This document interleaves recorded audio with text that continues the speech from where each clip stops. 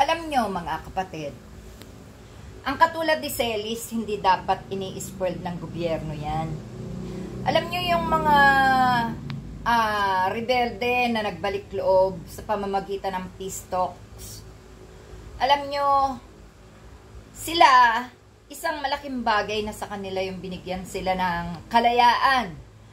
Kalayaan na makapamuhay ulit ng normal. Kalayaan na walang dinadalang galit sa puso. Kalayaan na makapamuhay, kasalamuhan ng mga Pilipinong sibilyan at ganun din ng mga taga-gobyerno.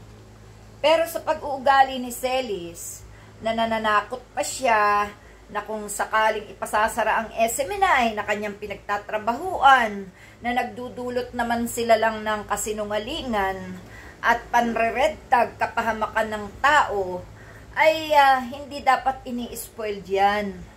Ano sinabi niya habang iniimbestigahan sila? Inaalisan siya ng karapatan na makapagsalita. Hindi naman siya inalisan.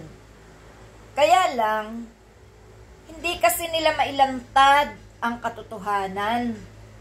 Pinairal pa rin nila ang kasinungalingan at ang pananakot na magbabalik siya sa kabundukan kapag ipinasara ang SMNI. Isa yang pananakot. Para niya na rin sinabi na babalik ako ng bundok, mamumundok ako at gagante ko. Parang ganon ano. Kaya sa isang banda, ang mga katulad ni Celis, sapat na sila ay inampon o inalagaan ni Duterte nung panahon niya. Pero ngayon, hindi naman na si Duterte ang nakaupo. May Duterteng nakaupo, pero anak lang. Iba ang ugali ng Marcos sa Duterte. Ngayon, kung ito namang si Amy Marcos ay nakikiisa sa mga Duterte, hindi na problema ni BBM yan.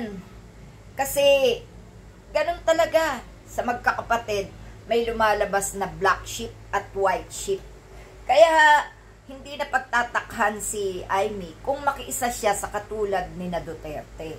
Ngayon, hindi kaya isang drama lang ito na pinalalabas ni Amy na kamping-kampi siya sa mga Duterte? Para nga naman, hindi naman halata na pinagtutulungan na nila ang mga Duterte. Huwag naman sana tayo magdramahan. Tayo po ay dapat sa katotohanan lang lagi. Dapat po maging pantay-pantay at ilabas ang tunay niyong nararamdaman.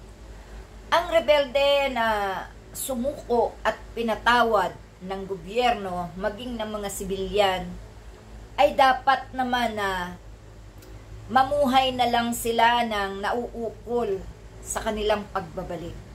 Normal, tahimik, kasama ng mga tao na muling nagtiwala.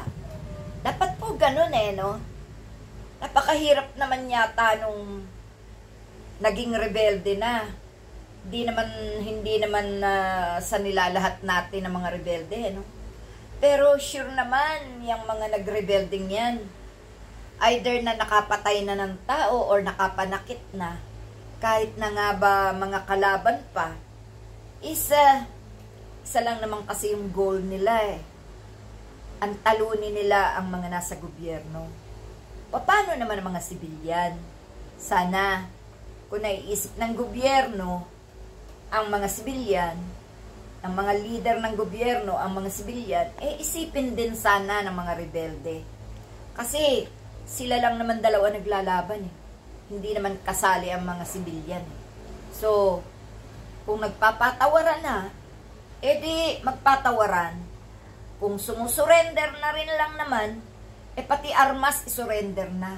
Pagpapakita na talagang ayaw na nila, hindi na nila gagawin ang mapanganib na kanilang sinuong. At ang walang kapatawaran na mga pagkitil, mga pag-ambush, mga pagsunod sa kautusan ng mga tao na binabayaran sila para gamitin. Sana mga kapatid, love, love, love na lang. Christmas na no? Thank you.